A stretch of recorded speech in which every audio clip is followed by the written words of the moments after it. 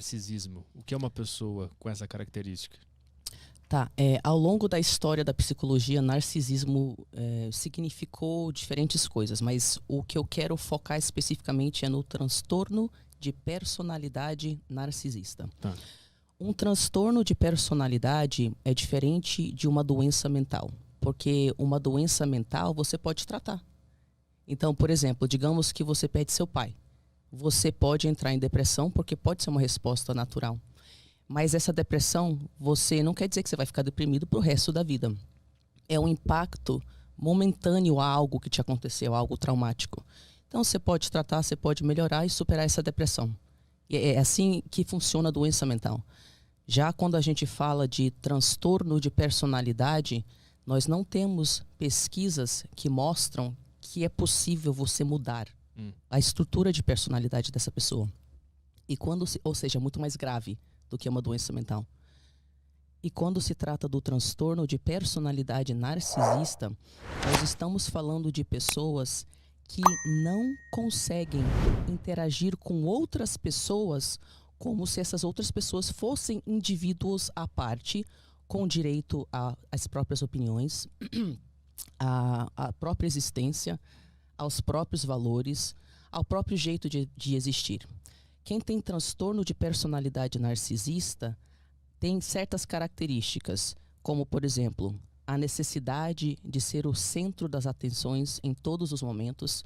Então, um exemplo por exemplo, é a sua formatura e você tem um pai com transtorno de personalidade narcisista e ele não aguenta você estar recebendo atenção na sua própria formatura, porque o seu sucesso mostra para ele, na estrutura fragilizada de personalidade que ele tem, que ele é um lixo.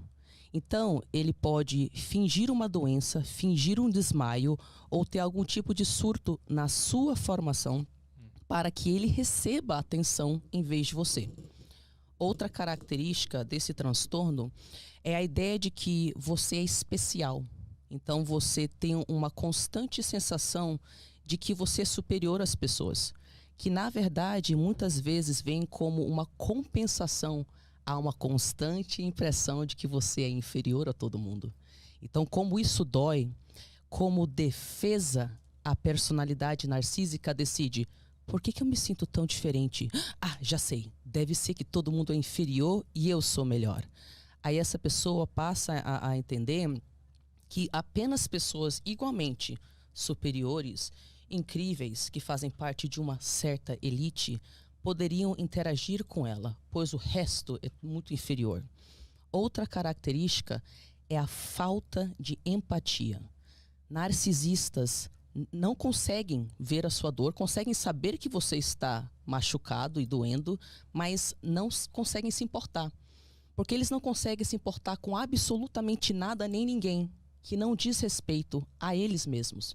Mesmo que o sofrimento seja da própria filha ou do próprio filho, não conseguem sentir empatia no sentido de: poxa, os meus comportamentos estão deixando a minha filha com depressão ou com ideação suicida. Ah, então vou mudar. Eles não conseguem. Eles não conseguem ter motivação de não machucar você. Porque eles não conseguem enxergar que eles estão fazendo alguma coisa que está prejudicando os outros. Não, eles conseguem enxergar. Eles enxergam. Isso aqui é uma pergunta muito interessante. As pessoas falam: mas espera aí, se a pessoa sabe que está te machucando, a consciência disso não seria o suficiente para mudar? E não. Muitas pessoas sabem que deveriam comer melhor, fazer exercícios e não ter compulsão alimentar para emagrecer. Mas será que no momento lá que elas estão cheias de algum impacto emocional, elas conseguem controlar a compulsão alimentar? Não. Então, existe uma gigantesca diferença entre você perceber que um comportamento te faz mal e faz mal aos outros, e você achar que você tem uma razão para mudar o seu comportamento.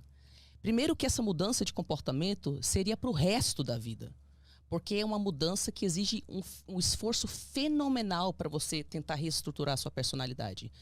E segundo, que no caso de narcisistas, para eles terem uma mudança de comportamento, eles vão ter que fazer uma coisa que eles não conseguem, que é assumir erros.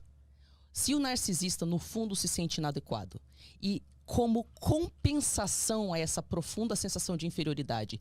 Ele tem que fingir que ele é grandioso, que ele tem todas as respostas, que ele está sempre certo, que são os outros que erram, que ele sempre sabe a solução. E que, mesmo que você pegue ele fazendo algo de errado, ele é mentiroso patológico. Ele vai reescrever a história de forma que você fique mal e sente culpado por pedir que o outro te trate com o mínimo de respeito. Narcisistas não conseguem mudar um comportamento porque eles não têm motivação.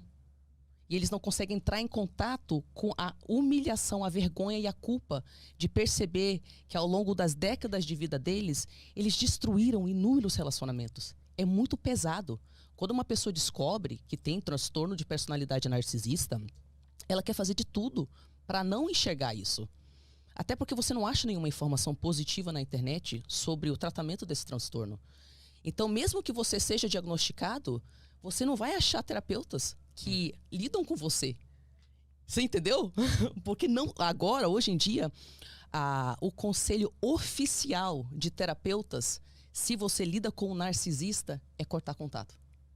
Então, você imagina como é que é pesado você ser narcisista também, ver esse tipo de informação na internet e você não acha em lugar nenhum um pouco de informação que diz que você pode melhorar, porque não tem pesquisa que mostra que eles possam.